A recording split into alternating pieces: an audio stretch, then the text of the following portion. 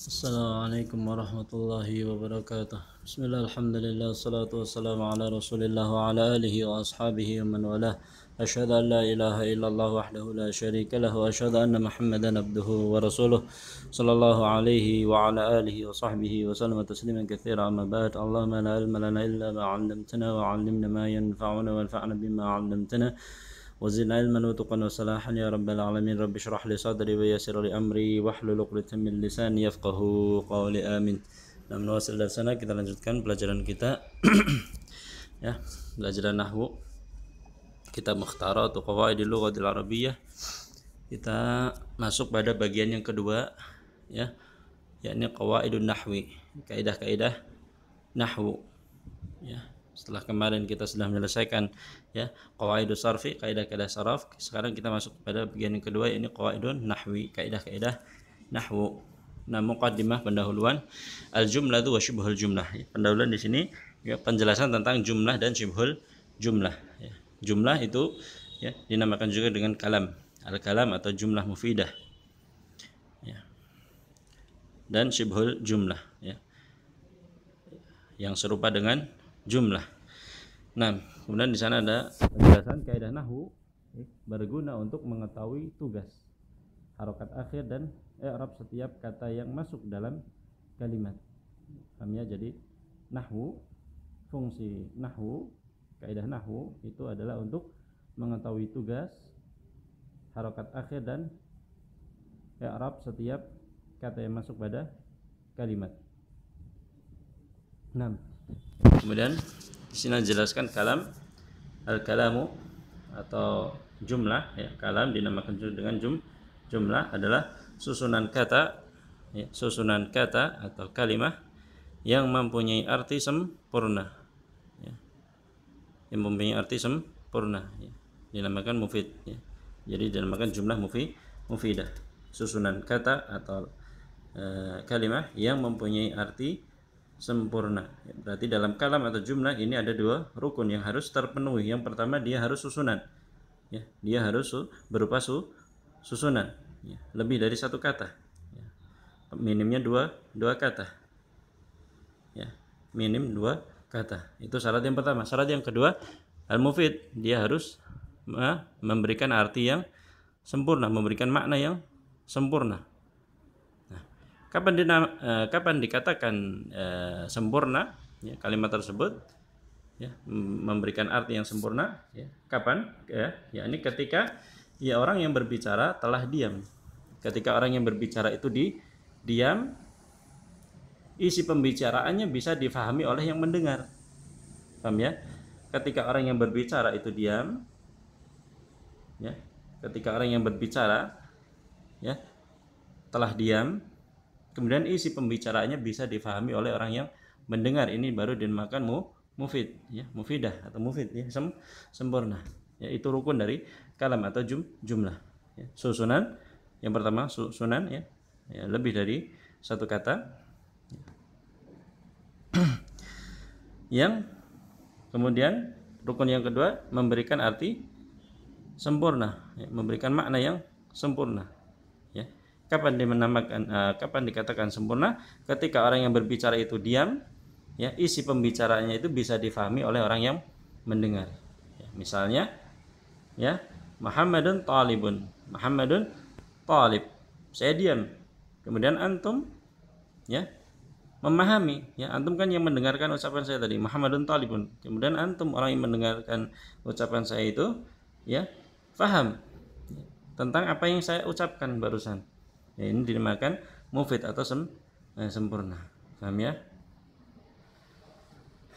Kemudian jumlah atau kalam. Al-jumlatu awil kalam, ada dua. Jumlah fi'liyah dan jumlah ismiyah. Ya, jumlah fi'liyah dan jumlah ismiyah. Apa itu jumlah ismiyah? Jumlatun ismiyatun ialah jumlah yang tersusun dari mubtada dan khabar ya. Atau ya, makna yang lain, jumlah ismi adalah jumlah yang diawali dengan isim. Susunannya berupa mubtada dan khabar. Susunannya berupa apa? Mubtada dan khabar. Paham ya? Jadi jumlah ismiyah adalah jumlah yang diawali dengan isim, ya, yang susunannya berupa mubtada dan khabar. Misal contoh, ya, nahnu mujahiduna. Nahnu mujahiduna. Kami adalah, ya, para mujahid. Nah, nahnu ini merupakan dhamir, dan dhamir termasuk isim. Dhamir termasuk bagian dari isim. Ya, dia terletak di awal kalimat, maka dinamakan jumlah ismiyah. Dan susunan jumlah ismiyah ini berupa mubtada dan khabar. Nahnu ini, ya, i'rabnya mubtada, mujahiduna itu khabar mubtada, khabarnya mubtada. Nah, kemudian contoh yang lain, al ilmu nurun. Ilmu adalah cahaya. Al ilmu, ya. Al ilmu termasuk isim. Ya, apa tandanya? Didahului dengan alif lam. Ya. Nah, isim terletak di awal kalimat dinamakan apa? Jumlah ismiyah. Dinamakan jumlah ismiyah. Al-ilmu mubtada, nurun khabarul mubtada.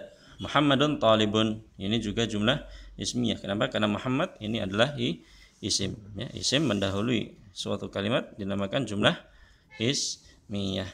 Nah, ya, nahnu mujahiduna, al-ilmu nurun, Muhammadun talibun, ini dinamakan jumlah mufidah atau kalam. Kenapa? Karena, ya, dia memenuhi syarat.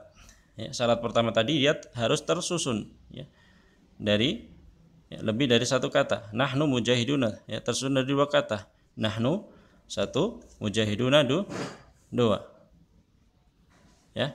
Dan syarat kedua juga terpenuhi. Kenapa? Karena memberikan faedah yang sempurna, memberikan faedah yang sempurna. Ya. Nahnu mujahiduna.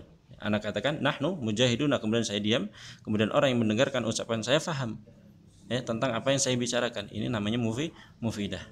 Nahnu mujahiduna, kami adalah para mujahid, seperti itu. Faham ya jumlah ismiyah? Kemudian yang kedua adalah jumlah fi'liyah. Jumlatun fi'liyah. Apa itu jumlah fi'liyah? Jumlah fi'liyah adalah jumlah yang diawali dengan fi'il. Jumlah fi'liyah adalah jumlah yang diawali dengan fi'il. Ya, kebalikan. Kalau ismiyah tadi jumlah diawali dengan isim, kalau fi'liyah jumlah diawali dengan fi'il. Paham ya? Contohnya, yaktubut talibud darsa. Yaktubut talibud darsa. Ya.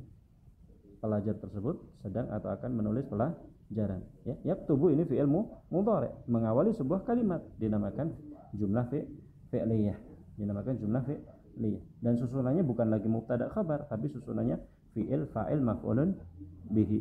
Fi'il fa'il maf'ulun bihi. Nah, yaktubu fi'lun mudhari'un, ya, marfu'un litajarrudi an-nawasib wal jazm wa alamat raf'ihi dhammah dhahirah ala akhir. At-talibu fa'ilun. Fa'il itu pelaku, orang yang melakukan pekerjaan. Yaktubu, siapa yang menulis? At-talib. Yang menulis adalah at-talibu. Hukumnya marfu', ya. Harakat aslinya dhammah at-talibu. Ad-darsa itu maf'ulun bih, objek, apa yang ditulis. Ad-darsa pelajaran. Ya. Hukumnya mansub, dan harakat asli isim mansub adalah fathah. Yaktubut talibud darsa. Nah, ya, ini jumlah fi'liyah. Dan yaktubu ini termasuk fi'il muta'addi. Dia membutuhkan objek. Dia membutuhkan objek. Kemudian contoh kedua, hadarar rajulu. Hadarar rajulu. Ya. Laki-laki tersebut telah datang, memberikan faedah yang sempurna. Ya. Dan terdiri dari dua kata, maka dinamakan jumlah mufidah atau kalam. Ya. Termasuk jumlah fi'liyah. Kenapa? Karena diawali dengan fi'il hadara, fi'il madhi. Dan hadar termasuk fi'il lazim. Fi'il lazim, fi'il yang tidak membutuhkan objek. Hadarar rajul, sudah selesai. Hadarar rajul, laki-laki tersebut datang, sudah selesai. Tidak butuh objek. Beda dengan yaktubu tadi. Yaktubu butuh objek. Yaktubut talibu, masih ada pertanyaan. Menulis apa? Pelajar menulis apa? Masih ada pertanyaan. Kenapa? Karena yaktubu itu fi'il muta'addi, fi'il yang membutuhkan objek. Nah, kemudian contoh selanjutnya, uktubid darsa. Uktubid darsa, tulislah pelajaran. Uktub ini fi'il amr. Berarti jumlah ini dimakan jumlah fi'liyah. Kenapa? Karena diawali dengan fi'il Ya, uktubid darsa. Uktub ini fi'il amr. Fa'ilnya mana? Fa'ilnya dhamir mustatir. Apa kemarin dhamir mustatir? Dhamir yang tersembunyi. Ya, dhamir yang tidak tampak. Takdirnya anta. Uktub ad-darsa. Dhamirnya anta. Jadi fa'ilnya itu dhamir mustatir, takdirnya anta. Ad-darsa maf'ulun bihi, objek. Mansub wa alamatun nasbihi fathah dhahira ala akhirih. Paham ya? Itu jumlah. Jumlah tadi kan ya, susunan kata atau kalimat yang memberikan arti sempurna. Ya. Dikatakan sempurna ketika orang yang berbicara telah diam, orang yang mendengar itu paham tentang isi pembicaraannya. Ya, isi pembicaraan yang dikatakan oleh orang yang berbicara tadi. Kemudian jumlah itu ada dua, jumlah ismiyah diawali dengan isim, susunannya mubtada khabar. Kemudian jumlah fi'liyah, jumlah diawali dengan fi'il, susunannya fi'il fa'il maf'ulun bih kalau dia muta'addi. Kemudian yang B, syibhul jumlah. Syibhul jumlah. Dikatakan syibhul jumlah karena dia menyerupai jumlah. Menyerupai jumlah tapi bukan jumlah seperti itu. Paham ya? Menyerupai jumlah dalam sisi apa? Dalam sisi tarkib, dalam sisi susunan. Ya, dia tersusun dari dua kata. Ya, syibhul jumlah dikatakan syibhul jumlah menyerupai jumlah, sisi penyerupanya adalah apa? Dia tersusun lebih dari satu kata. Akan tetapi tidak memenuhi syarat kedua. Ya, syarat kedua tadi apa? Memberikan faedah yang sempurna, tidak memenuhi itu. Maka dikatakan syibhul jumlah. Dan syibhul jumlah ini ada dua. Ya. Yang pertama tersusun dari dzaraf. Ya, dzaraf itu kata keterangan baik waktu maupun tempat dan mudhaf ilaihnya. Kemudian yang kedua jar dan majrur, huruf jar dan isim majrur. Itu syibhul jumlah. Paham ya? Jadi syibhul jumlah itu ada dua, dzaraf dan mudhaf ilaihnya. Yang kedua huruf jar dan isim majrur.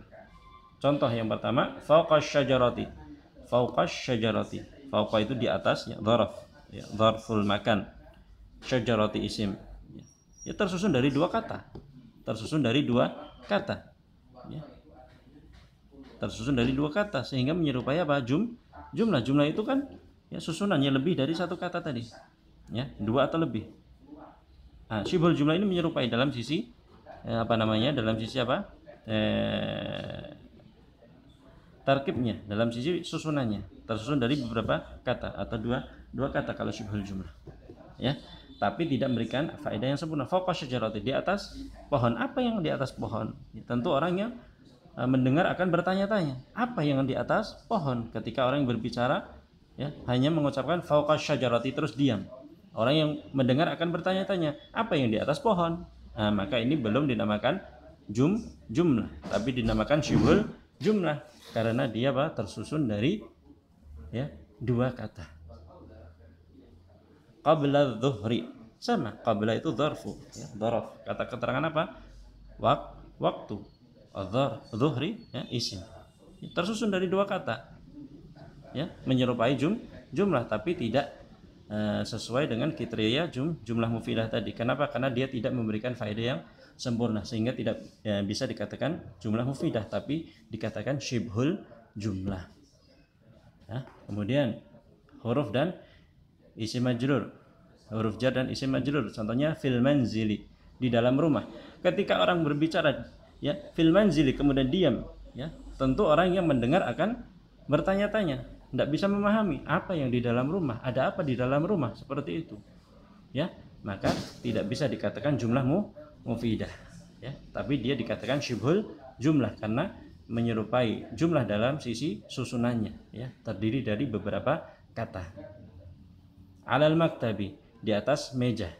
Ya, juga ya dikatakan syibhul jumlah. Paham ya? Jadi syibhul jumlah ada dua, dzaraf dan mudhaf ilaihnya dan jar majrur. Itu syibhul jumlah. Paham tuh? Nah. Kemudian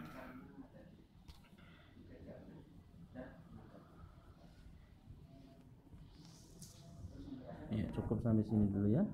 Sallallahu alaihi Muhammad wa ala alihi wa sahbihi wasallam.